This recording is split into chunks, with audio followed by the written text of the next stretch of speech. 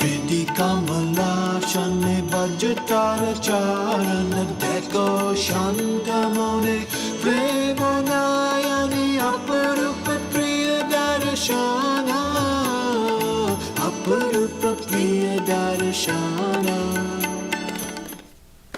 Namaste, Babaji. Namaste, Anurag.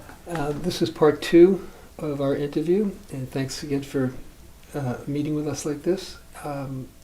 At the end of our last conversation, we stopped. We were talking about the Divine Mother, who, of course, is a vast and endless subject. So I thought we'd immediately dive into the deep end of the pool and talk about Holy Mother. And I remember my first retreat, we were on a break, and the students were a little rowdy, and you gave us a gentle scolding, and then talked about reverence and talked about Holy Mother, and you started tearing up about Holy Mother, and it was really stunning to me to see how she moved you like that. So it made me wonder, who is this woman, and what does she mean to you? So can you talk a little bit about Holy Mother and who she is and her relevance for the West and how she's affected your life? That is a deep subject, going right to the heart of the matter, really. Maybe for the viewers, we should make that distinction between Divine Mother of the Universe and Holy Mother Sri Sharda Devi, who was Sri Ramakrishna's divine consort and wife, and also whom he passed on the whole Ramakrishna order to, and a perfect example of womanhood, all the things that are said about her. She was my teacher's guru, Swami Aseshananda Ji Maharaj, who is here in Portland, Oregon, where we're sitting right now in my own ashram. His ashram was just a few blocks away up the hill there, and he used to tear up when he spoke about her. He would speak about her very little, but when we got the outright temerity to bring her up in his presence, when he wasn't just speaking Advaita or non-duality with a kind of a lion's roar type of atmosphere, then somebody would say, "Can you speak about Holy Mother?" So he would automatically get quiet, and then he would say a few things, and then you'd see him sort of tear up in a way. He would get very affected by thinking back on her. And she gave him his initiation, and he became a lifelong monk into his 90s. He was living here in Portland. He used to say, "I've heard her voice, I've seen her face, now I long for her grace with all my heart." So all of us that had come to Swami Aseshananda, well, many of us probably had come because not only of hearing of Swami Vivekananda, whom everyone hears about in Vedanta in the West, but also through Ramakrishna, through the Gospel of Ramakrishna. But Holy Mother was a little bit more behind the scenes, and Divine Mother of the Universe, we'd probably give her a designation like Mother Kali or Durga, Sri Durga, or Saraswati, or Lakshmi, even Mahalakshmi, depending on if you're talking more of the Tantric Devi or goddess or the Vedic goddess. So Sri Ramakrishna used to call her incarnation of several of those goddesses. Beautiful songs about her even that say that, even since she's passed away, many songs have been written about her. I think she passed away in the 1920s, and so lived a long time after the Master, who passed away in, I think, 1883. So for my own part in that, I knew about her and was curious about her before I came to Swami Aseshananda. I grew up here in Portland and went away to Hawaii for musical reasons, professional music, and came back to Oregon in knowledge of the fact that her last living monastic disciple, actually one of two, because Swami Nityaswarupananda was alive at that time, and I knew him too, and he was a great supporter of Jaima music, which is this musical side of what I do. So those two are the last living ones, and I came back and knowledge that he was here in Portland, and I had actually been born right near where he had come to teach. And so I didn't know that before I left Portland, so it was rather ironic to hear from Lex Hixon, our founder, that you should go back and see Swami Aseshananda Maharaj because he's right there where you grew up.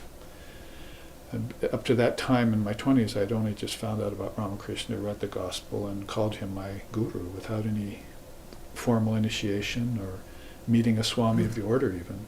So in my 20s, mid-20s, I came back and found him here and asked him for initiation into the mother path, what I thought of as the mother path, which is also, of course, Sri Ramakrishna's path and Swami Vivekananda's Vedanta. And so I always felt deepest about her. And of course, loved them all.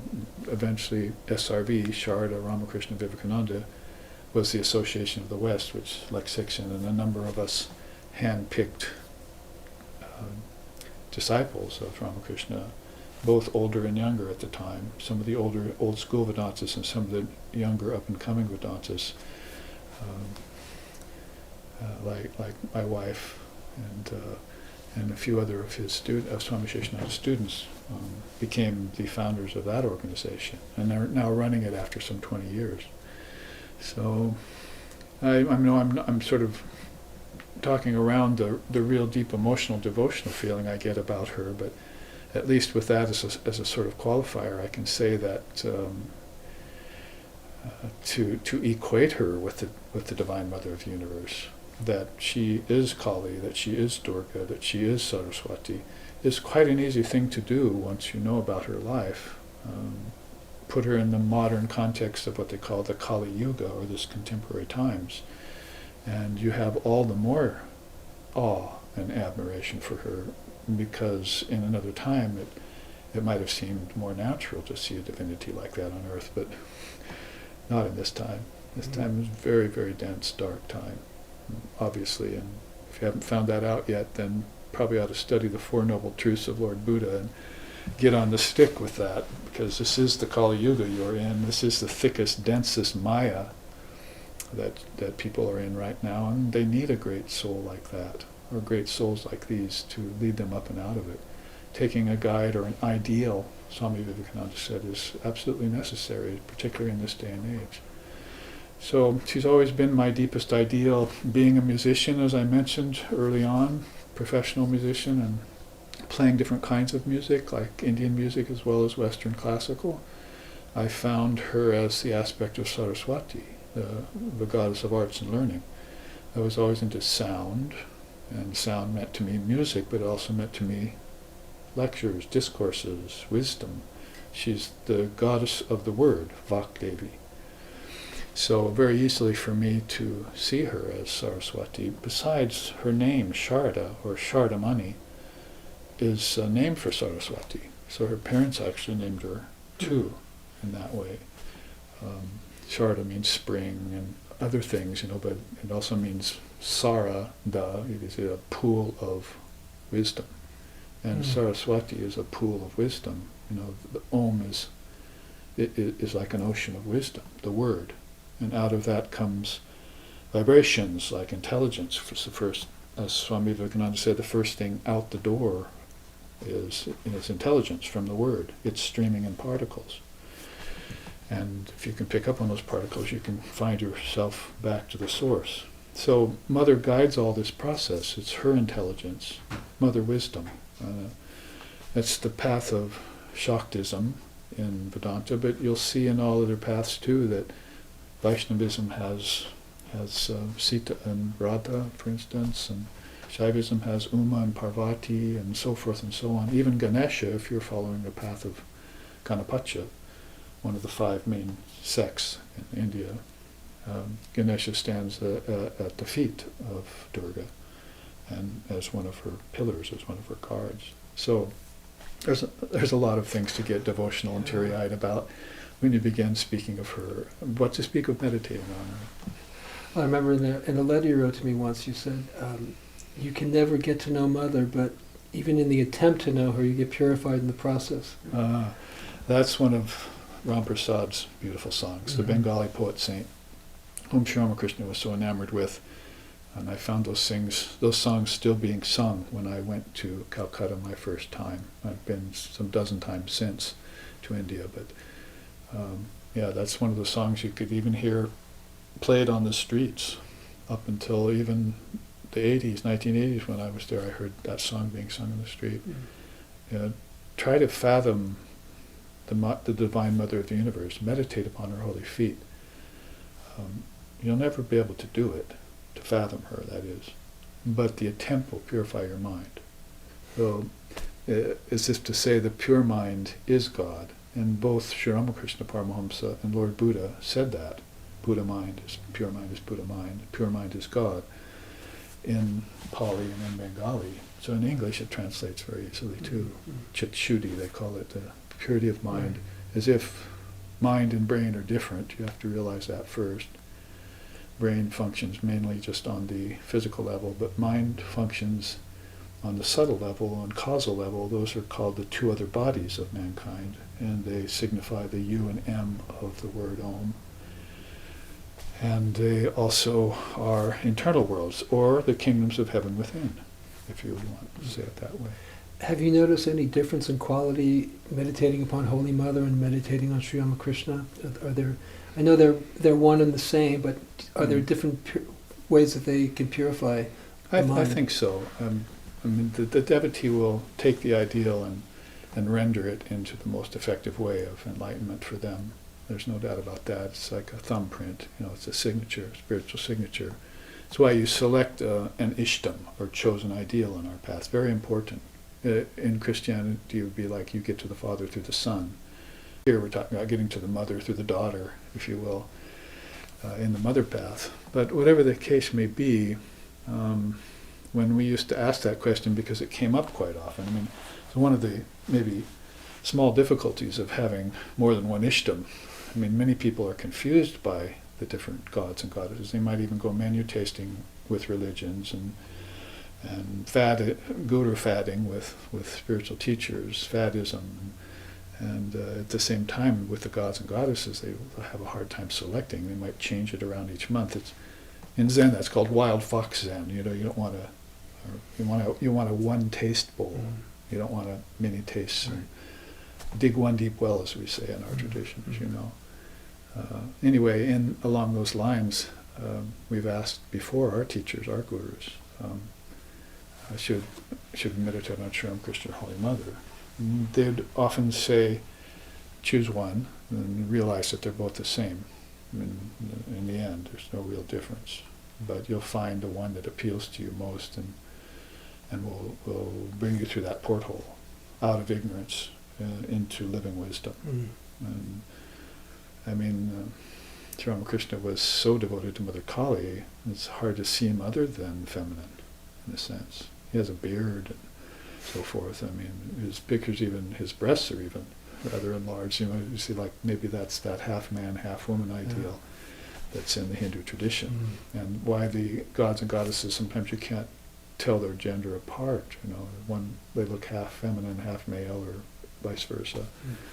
So anyway, the idea is that, and Holy Mother said it herself, meditating on me is the same as meditating on Sri Ramakrishna. You get the same essence. Sometimes I joke about that, excuse me, but the old commercials of the day, since we were musicians, we heard all the music and could remember everything. And I remember the candy commercial about sometimes you feel like a nut, sometimes you don't. Almond Joy has nuts, Mounds don't. So Sri Ramakrishna is a nut, and Holy Mother is pure nougat chocolate coconut. That's great. So they're both delicious for meditation, very flavorful, and you just need to enter into them and select them as your ideal and meditate deeply on them.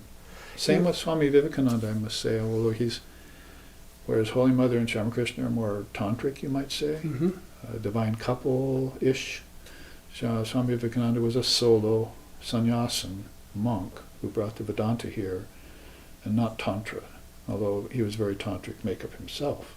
I mean, that's one of the things about Shankara and his line, Govindapada and Gaudapada, that they were Samayachara tantrasists behind the scenes. They would have had to have been to worship Shiva. Shankara named himself after Shiva. But there were Advaitists in front, and some people are the opposite of that. In fact, some of the saying about that in our tradition is that Sri Ramakrishna was a Bhakta outside and a Jnani inside, and Swami Vivekananda was the opposite. So would you say maybe your contemplation of Swami Vivekananda is more in the field of action? Can you ascribe a quality to the effect that he's had on you? And I'd like to circle back to Holy Mother again, but I'm just going to ask that question. Yeah, he's really the most inspirational one. The other you'd think more about faith and bhakti, devotion, surrender, self-surrender. When you think of Swami Vivekananda, you think of this noble ideal that represents non-duality or Advaita. Not that they didn't, of course, that's the underlying of all of them, including Sri Krishna in the Gita, in my way of seeing. It's just the whole underlying thing is this thread of Advaita Vedanta that runs through it all. And they say as much in their writings and in their lives. So, but Vivekananda, basically, you lean pretty heavily towards the non-duality. It's what he wanted us to learn in the West in the time he came here, 1893, and I think 1902. He was here for maybe a year or two. And I used to say, because of that, America has its first patron saint, or seer in this case, because we were having a hard time finding them in America. Still, we are.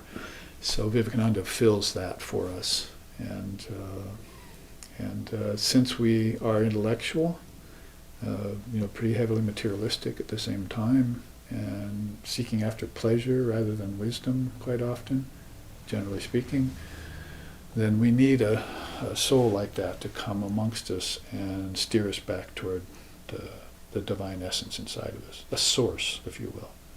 Because science is heading us outward. I was thinking even in my own meditation today that here I am, in meditation, sitting here in the altar, in the shrine, meditating, and the body with all its nerves, its hundreds and thousands of nerves, that's the internal side of my external body.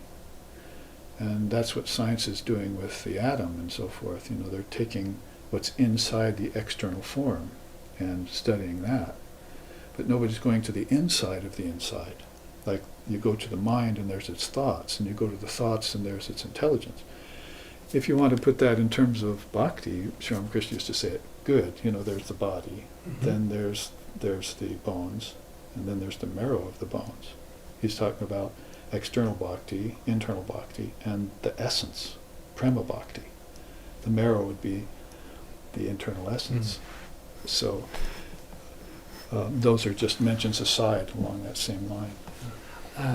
I would think that there's a certain amount of fearlessness, of course, which Swamiji embodied to do that involution process, to go deeper and deeper inside. Abhaya. The first book I read about Sri Ramakrishna was in my early 20s. And I remember a particular section, one of the first things I read about him, and Holy Mother asked him, "How do you see me?" And he said, "Verily I see you as the Divine Mother herself." And as a 20-year-old, that just blew my mind. It's like to see a woman as divinity, which seems very relevant for our age. And as a spiritual teacher, you're always talking to students about, or they're asking you about relationships, how do you navigate that? So what relevance do you see in their relationship, and what can we learn from that? Well, the Ramakrishna order always posits them or poses them as the divine couple. They're monks, so an ideal for them would be brahmacharya. They think brahmacharya is, even if you're a yogi householder with a wife and dharmic children, then the idea of brahmacharya is important. It's kind of hard to look at the West and find that. Maybe even back in the 50s and 60s when we were growing up, we had some sort of idea of keeping our children chaste. That's pretty much gone to the four winds now. Let them have their experiences and so forth. It's all in Maya, so there's no winner there. It's just like, we hope this all works out for everyone, Yeah. And if it doesn't, we have compassion for you, right? And we'll try and help you. But back to the ideal of brahmacharya, even the yogis who are householders would follow that path. And practitioners will follow it. This doesn't mean like you need to be brahmacharya your whole life. That's for a monk or for a student, to collect your prana. Prana is one of the missing elements, according to Vivekananda, amongst us. We haven't got control of our prana. It's either outward, number one, outward going only, and number two, we don't know what it is. When Jesus said, man does not live by bread alone, he's not talking about the body, nor is he talking about God, Almighty Father. He's talking about prana. You live by prana. You breathe by prana. You see by prana. You think by prana. I speak by prana. You understand what I'm saying by prana. It's so important. And when you take the prana to the psychic level, you're not at the outside prana anymore, that people are barely grazing the surface of prana when they just relegate it to flow of blood and even the breathing exercise. It's what the breathing exercise represents that you want to start meditating on, and that will take you into your mind, and termed psychic prana. Vivekananda brought that to our attention. So that's very important to get a hold of, as you're just saying, and it's one of the missing links. So that is also been, connected with brahmacharya. I mean, the sexual energy isn't the only thing you have to convert into ojas and bring up the spine. If you try and do that before you eat pure food, before you breathe properly, before you sit properly, then it can cause problems. Now, what do you see in particular in the marriages that you see amongst the Westerners, how that maybe is a detriment to spiritual life, and how can it be an aid to spiritual life? And it's really wonderful for your students because you're a spiritual teacher, but you're not a monk, and you're not in the world, but you have certain experiences that where we can relate to you and you can relate to us. You've been married about 40 years now, I think, almost 40 years. At teaching? No, 40 years you've been married for. Oh, yes, since 79. Okay, to your wonderful wife, Loke. Yes. So can you speak a little bit about what you've learned in your own marriage, without, in terms of the challenges that we face as Westerners, and how we can get through it, and how you got through certain things, and what your ideal is in relationship, and how you've gone through that? Because it's really wonderful to see how you two serve each other, and I'm sure it was a very complex, winding road to get to where you are now. It was a complex and winding road to find her, to find any woman that's worthy of marriage. And I'm sure it's the same for a woman trying to look for a worthy man. I mean, basically we go and find our mates in a bar nowadays, or somewhere that's worldly. And finding them in a church doesn't mean that you're going to last either. Because Vivekananda used to say it's good to be born in a church, but don't die in one. Because that's conventional religion you're talking about there. It's not living spirituality yet. It's a good start, but you need to move on and don't get caught in that net of convention. Is on all levels. It's the conventional family, it's conventional job, and it's conventional religion. I mean, that's across the board. Good to realize that. As far as myself not being a monk nor a householder, I never owned land or had children. I often just if people ask me, what are you, a monk or housewife? I say, I'm a creamsicle. Because I'm half, white and half orange. I have the Swami color on top and the brahmachari color down below. So, by way of humor, but basically there's a word for it in India called vanaprasthan. There's people who live on the fringes of society and haven't given it up completely, but work from the outside. It's a very beautiful thing. Whether it's a good or a bad thing, I don't know, but I've never voted. And people come up to me on the street and hand me pamphlets or say, who are you voting for, and so forth. But, I've always just lived on grant unto Caesar what is Caesar's, and take unto yourself what is the Lord. And I take that rather seriously. I'd rather work on the outside of these systems and try and bring good into them.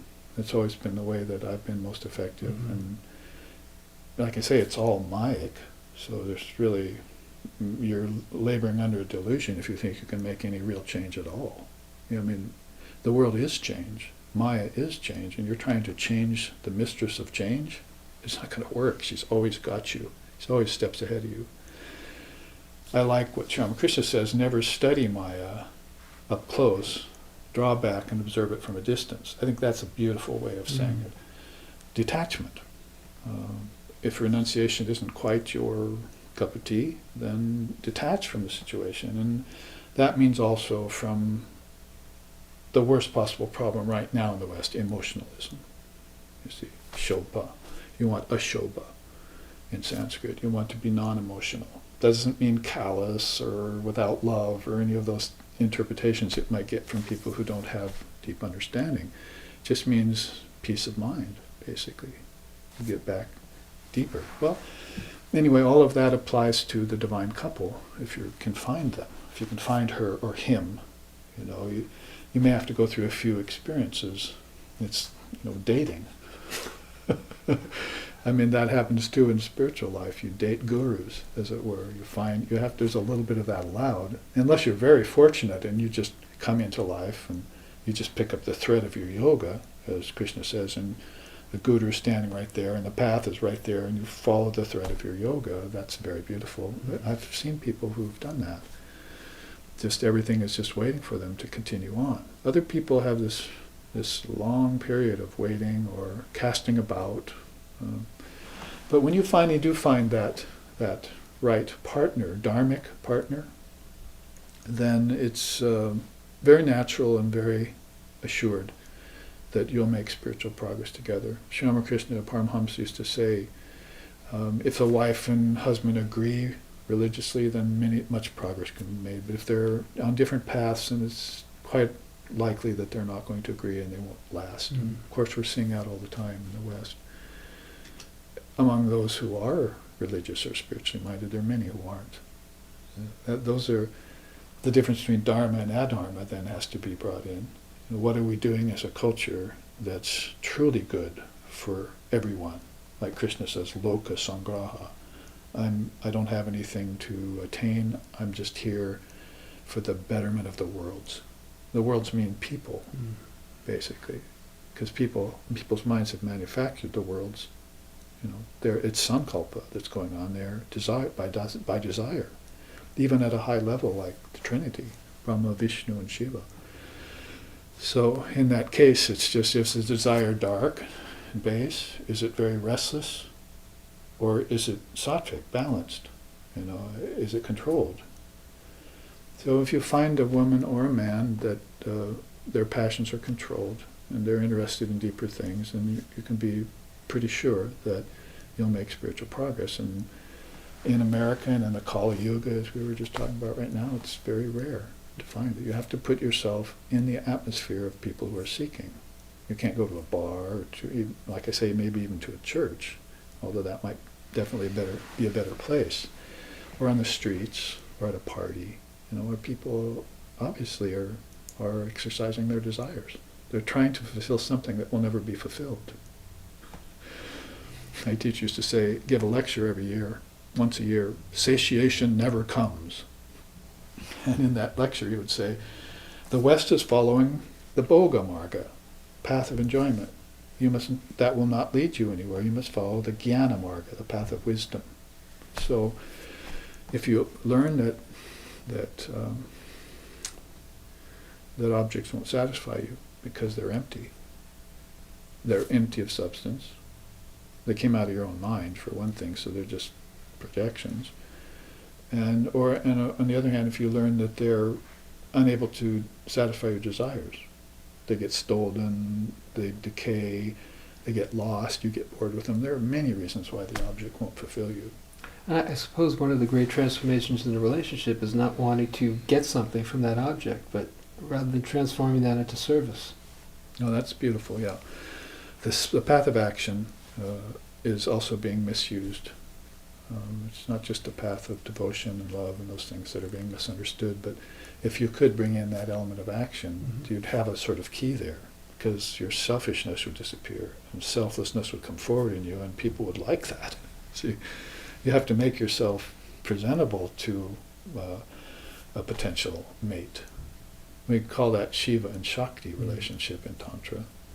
The man must be a Shiva, and the woman must be Shakti. Swami Vivekananda used to say that all the time, even in the context of Vedanta, not just Tantra, that Shiva and Shakti relationship is there and to be utilized. That's really beautiful what you said about making yourself presentable. And I remember when an early conversation we had, I was very struck by something you said. I think you were talking about Lex a little bit, and then you said you were talking about yourself as a young man, saying, "I decided I wanted to be deep and wide," and which is that's sort of like a mental posture. We'll talk about Manasana, which is all about this book that you wrote about the art of mental posture. What does it mean? To you, what makes a person deep and wide? And what did that mean to you at the time? What was your vision for becoming that person who would be deep and wide? Well, Sri Ramakrishna and Swami Vivekananda epitomized that. One word saying for it would be universality or universalism. That's different than eclecticism. It's different than agnosticism, and it's definitely different than dualism or fundamentalism or secularism or materialism. It runs more, you get the non-dual essence of it, and you see the non-dual essences everywhere, and you become universal-minded. Well, Swami Vivekananda used to say that when there's a high mountain plains lake, and there's actually one here in Oregon called Silver Lake. I've walked out like half a mile into it. It never gets above your knees, you see. So it's wide but shallow. So that's eclecticism. Basically, I love all paths, but oops, I haven't practiced even one of them, you see. So you're kind of, a nice person with an open mind. But Swami Vivekananda says that high mountain lake, there's some sort of a canyon somewhere at the border of it, and the water will start flowing out of that and rush down a narrow canyon. And that's fundamentalism or dualism. I mean, it's almost natural that people have to become very focused, even to the exclusion of everything else, in order for them to get deep. So you wouldn't necessarily criticize the fundamentalists or the dualists or damn them. You may criticize them somewhere. They get stuck somewhere. But basically that flow is then eventually going to get to this other canyon that has a big plateau or plains, and you get this lake that's both wide and deep. So I think that's just Vivekananda's paraphrasing him. That's how he saw people going to get deep like that. So things like that, if you hear them in Vedanta and apply them to your own life, then basically you'll have that desire for universal mind, wide open mind that's also deep, and you'll see it in them. You want it for yourself. You admire that. So when you made that decision, what did you go about doing? I never was a narrow person. There can be a kind of narrowness ascribed to my devotion to Sri Ramakrishna and Holy Mother. And when I found them, it was like finding the only thing I wanted. So that's called ishtanishta, one-pointed devotion to your ideal. That's necessary. But if your ideal is wide and deep, then you must be also wide and deep. You can't suffer narrowness. And Lex Sixon, our founder, once said that to me. I said, I just love Sri Ramakrishna, and I love him, first and foremost and everything. And I can't, but I don't feel like I'm at all narrow against other paths or anything. And he said, that's because Sri Ramakrishna is your Ishtam. You can't be that way because he was wide and deep. I once went up to a Swami. He passed last year, Swami Damodaranandaji Maharaj. In Fiji he was at the time, and I was in Hawaii, and he came through Hawaii, gave a talk at the Vedanta Society there with Mr. and Mrs. Morosi, who are long past now.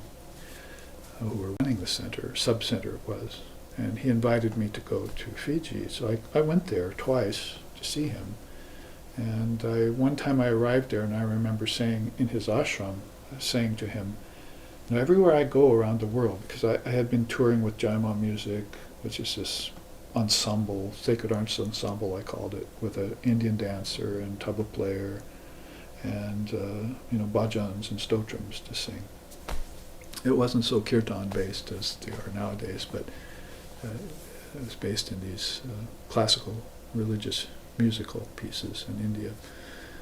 So I said, I've been everywhere around the United States and other parts of the world playing this music and talking to people, and everywhere I go, everyone accepts Ramakrishna. And Swami Damodarananda just looked at me and said, "That's because they have to. He's the universal mind among us." Avatar of Adhishtaya, you see, that represents the best of all avatars. And if you look back to Rama and Krishna and Buddha, if you could say, and Jesus, if you could say, and so forth, then these beings all had wide open universal minds. They weren't narrow, they weren't fundamentalist. There was no Christianity when Christ walked the world. There were these deep souls. They were like sannyasin-like souls, free souls, who saw all beings and all worlds and inside and out with the single eye of truth. If thine eye be single, you shall know the truth. And therefore couldn't judge, couldn't find fault, and couldn't damn, and just saw the same reality existing in all beings, only at different levels of realization, that's all. Delimited by the vehicle or by the mind. Well, needless to say, it's you are deep and you are wide. And I'm thinking of the story in the Gospel of Sri Ramakrishna now, where it's a story where he tells somebody to go further. Could you tell that story? And is there, when you think about go further in terms of yourself, can you talk about what that might look like to you?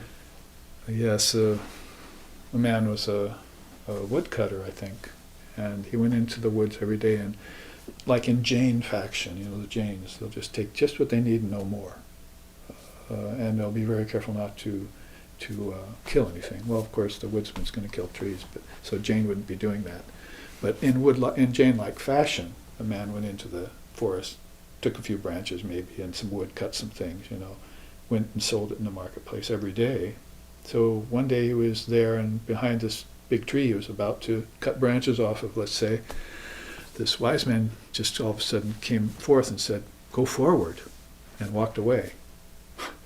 And it startled him, and it was this only encounter. It was like a 2-word mantra or 2-word instructions from this illumined soul. So it haunted him all night. And he went into the forest the next day and cut his wood, and he said, "Well, the man did say, go forward." So he took a few more steps, and he went deeper into the forest that day and found a whole grove of sandalwood trees. So he took some of those branches and made much more money, much more, and to make incense to worship the goddess with, you see. Next day, he went to that sandalwood forest and, was there making his living. Then he said, "But the man did say go forward." So he went deeper and found a silver mine. Next day, a gold mine, then a diamond mine. So how that, you said, asked me the question, how that proceeds to me with difficulty in the West. Well, I think you've already found the diamond mine, so where do you go? Well, Diamond Cutter Sutra, I suppose you would go then. Make sure you polish that diamond if you find it, which, we're all doing. But I think that in a westernized culture, which is admittedly materialistic and which has very little jnana, it's more of a faith-based tradition, if at all, like Christianity and Judaism, if it's authentic and not messed with. And there's very little wisdom in it. Very hard to find any. So that's why a lot of us are going towards India and China, and Zen and Japan to find some wisdom in it. You see, because that's the 2 wings of the bird. My teacher said, bhakti and jnana, devotion and wisdom, they go together nicely.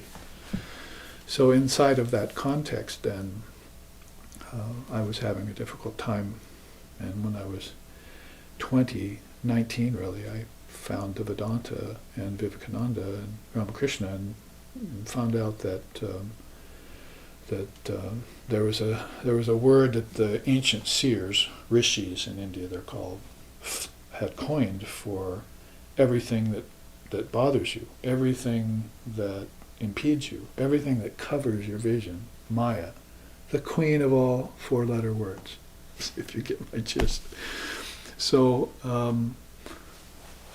when I found that, it was freeing, that I knew that someone else had suffered that same things that I was suffering as a teenager. I mean, I would say I had suicidal thoughts. I don't think I ever thought I would act on them. But I was also quite depressed unless I was outside in the forest or playing some sports or something like that. Shankar says, when I was a baby, I was attached to my mother's breast. When I was a young boy, I was attached to sports. When I was a young man, I was attached to a young woman. When I was old, I was attached to anxiety, because death was coming. But alas, to the Supreme Brahman, I was never attached. You see, beautiful. Bhaja Govindam. A devotional hymn with wisdom teachings in it. I mean, there you have the two wings of the bird. So, I had that kind of problem growing up. First there was upbringing, and my parents were moral, but not dharmic. I always make that distinction. They couldn't give me the wisdom teachings, but they could teach me how to be straight, be a straight shooter.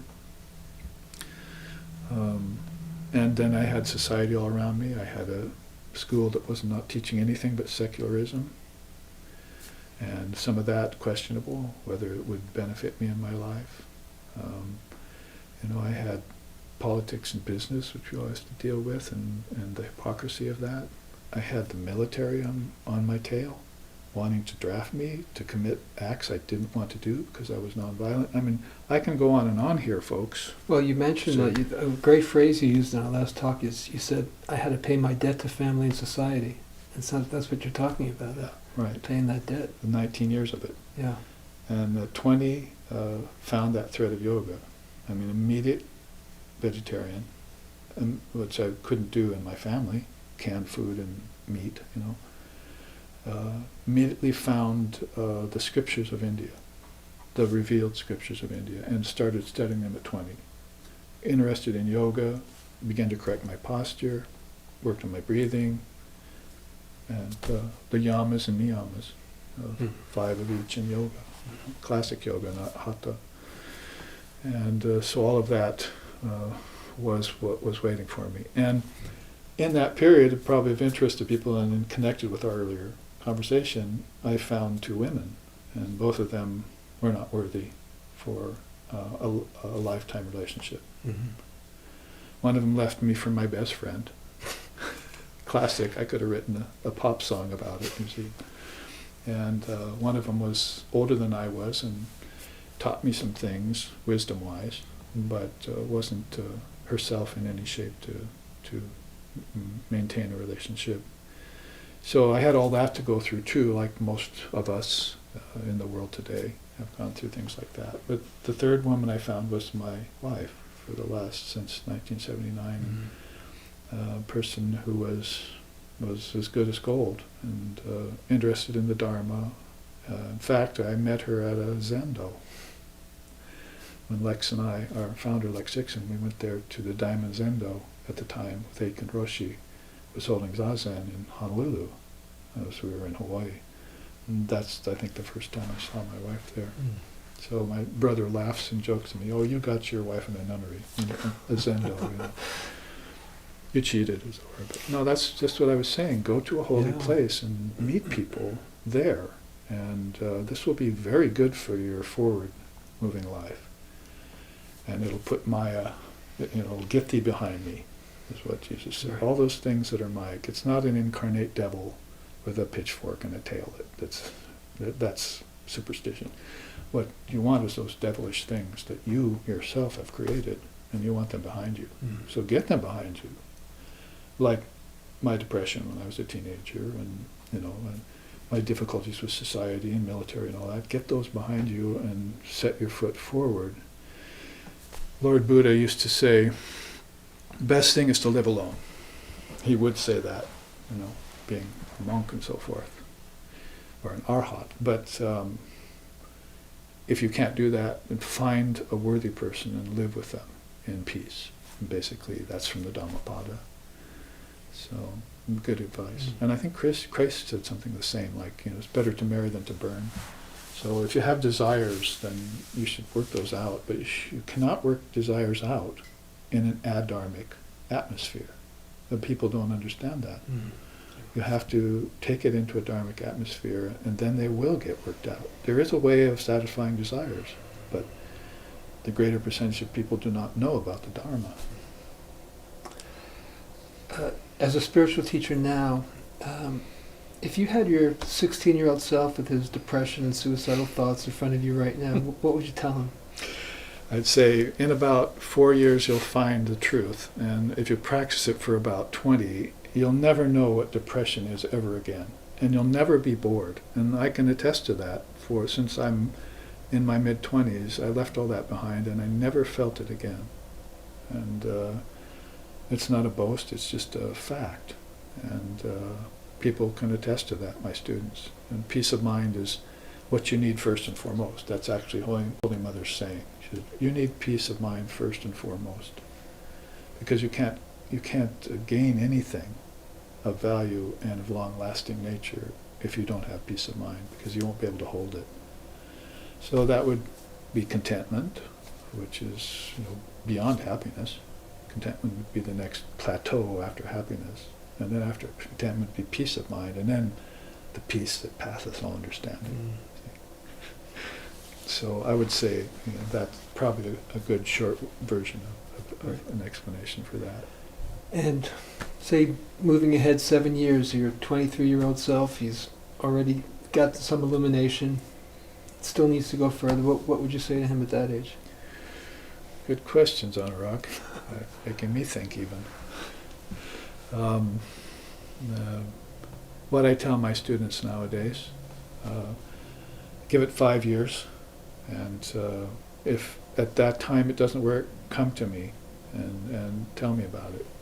Of course, you should be consulting your spiritual guide all along the way, but there are so many people I've seen that will give it up after a year or two. And there's some dynamics to this. In our tradition, we get mantra, called mantra diksha. Diksha is initiation into the path, with instructions about meditation with the mantra.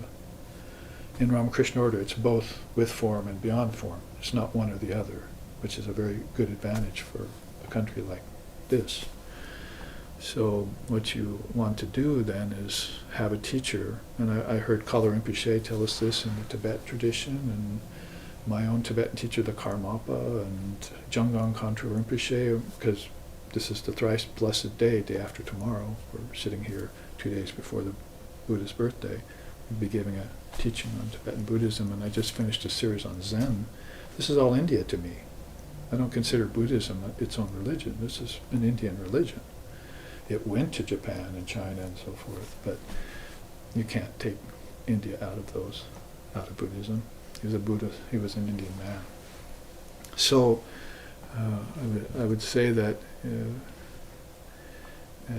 if I heard these great teachers say that take this mantra and speak it audibly or inaudibly or silently, and then if everything goes along okay, fine, you're going to make appreciable progress. But if everything falls apart, that's a good sign, because it means the mantra is doing its work.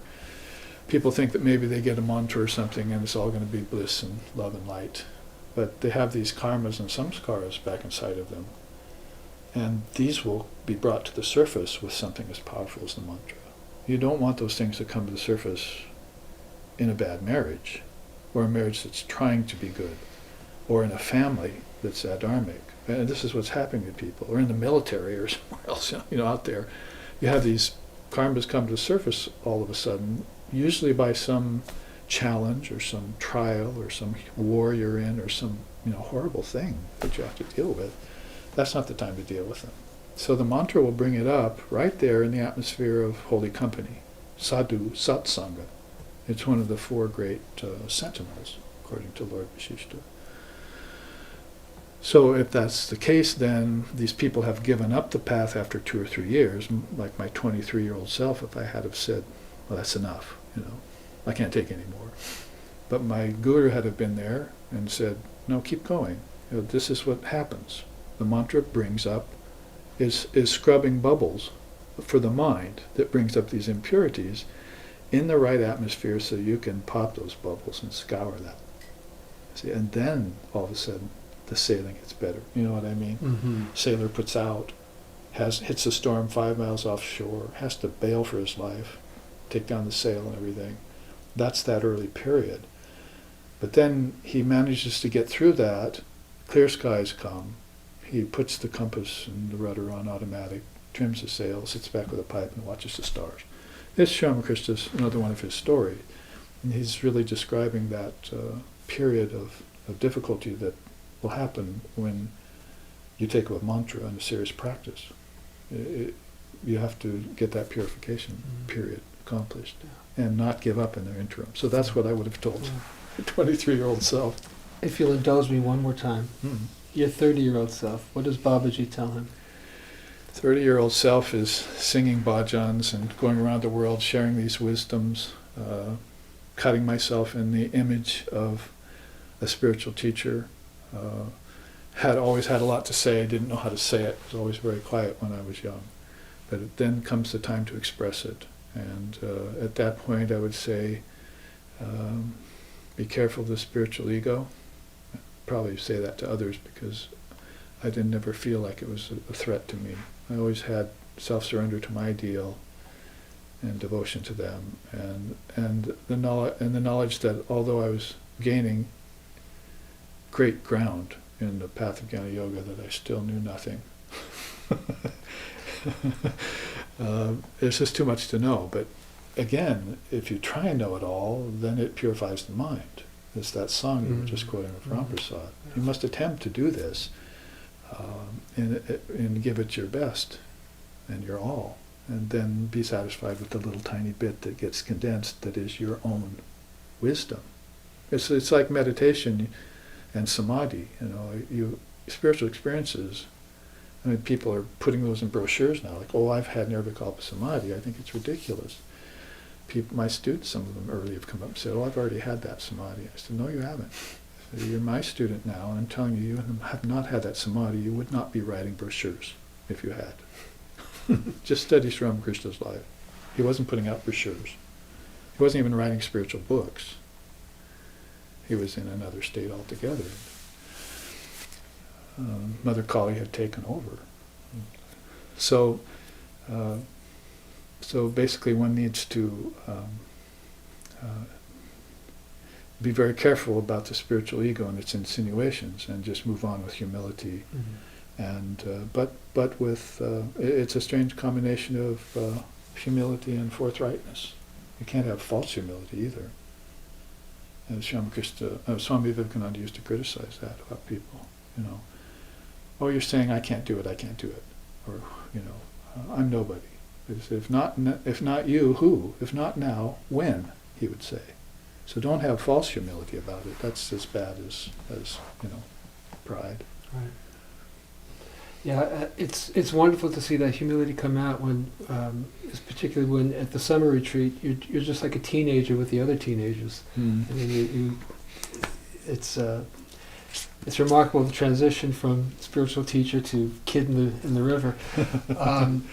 I wanted to ask you too about what do you notice about the teenagers? We have a contingent of teenagers who are among your students, and of course it's a perilous time now, navigating through Maya. What is that experience like for you to have these teenagers as your students? Well, of course, I love my older students because quite often they're qualified and ready, and in some state of decent health to be able to practice. And Vivekananda used to say you have to be healthy, your body has to be healthy, and you have to have a more or less pure mind, basically, or else spiritual practice could even go sour on you. If you're trying to raise the Kundalini, for instance, and the centers aren't pure, then you're dragging all sorts of things up I say up, up the spine, and those very same things are coming down as problems. So in the case of the youth, if you catch them, they're impressionable. If you catch them early, especially in this society, then you can get them maybe before these samskaras. It's a very powerful word in Sanskrit. It means impressions of the mind, not just complexes that the psychotherapists talk about, but these are samskaras which are impressions from past lifetimes. We're not considering that. And Freud or Jung did not consider that either. So in Indian philosophy, particularly yoga philosophy, psychology, yoga psychology, you have knowledge about this when you raise your children. That's what a dharmic family is being aware of these subtle dynamics. Can't, otherwise it's just, you're trying to help them after the fact, after they've already made the mistake, or after the calamity from their karma has already happened to them. That's twice as hard. I call that backtracking. It's not something that you want to do. So, what was the question again? What's it been like with the teenagers? The teenagers of SRV and our children of SRV, we have some very beautiful teachings for them that cut to the chase kind of teachings. So that, see if we want to explain to the teenagers and even the children that the spirit and world do not mix. They just have a relationship. That much we can say, but they're not really the same. They're not of the same essence. Consciousness is sentient, nature is not, basically. And by mixing consciousness with nature, it's like trying to mix oil with water. So we make a little cylinder and we color the oil, and the oil immediately separates from the water, and you cap it off, and then you show the child, and then you shake it and say, does oil and water mix? And they say yes. They're sitting there, maybe like little yogis, But then they say, watch for 45 seconds. And then you see the separation process over 45 seconds, which hopefully for most people might take 45 lifetimes to realize this lesson. But if they can see that, then it's a very strong example of how God and mammon don't mix. They just relate. So you should associate with nature but never identify with it. I mean, these are teachings in Shankara and Vivekananda. Shri Krishna's Gita has those kinds of... What a challenge, though, for teenagers to be hearing this, embroiled in the world of media and... It's interesting you should say that, because the young children, I'm talking about the little ones, they almost automatically say yes. But the teenagers go, well, wait a minute, I have my job and I have my parents, and they're already into it, you see, so that's what we have to deal with them. But we're getting some very exceptional teenagers coming out of it, but very few of them.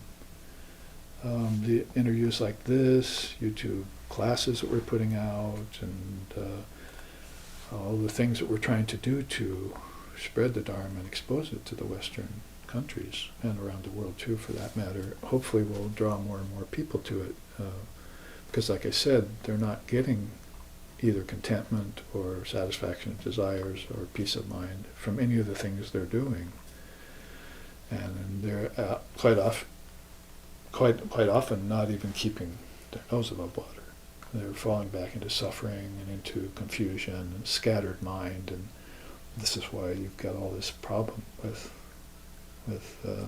medicines and politics and right there with the youth, autism and diabetes. I mean, you can throw all sorts of things out that would point to some external cause, but the cause is really internal. The mind first, then the body. It's always been the way India understood things. And if you can purify the mind, that's like an inner immune system. People are really big into the outer immune system and how to make that strong, but they're forgetting that the mind created the body. And it will create many bodies. Mm-hmm. God didn't create the body. Your parents didn't give you the body. These are all misnomers. You did that. And then you better get better at doing it. You see, create better bodies, healthier bodies, based on a pure mind. These are teachings that certain people really relate to. Might not be ready, everyone might not be ready to hear that the soul is not nature, but Buddha said it, Lord Patanjali, the yoga system, said it, Vedavyas and Vedanta said it, Lord Vashishta early on said it, Krishna says it in the Gita. Yeah. Well, wonderful. We are at the end of our time again. It's flown by. We're We just can go getting on. started. We are just getting started, Yeah. but we will continue hopefully. Thank you so much once again, Yeah. and You're a very good questioner. yeah. Thank you so much. thank you for your openness and answers. Yeah. Namaste. Namaste.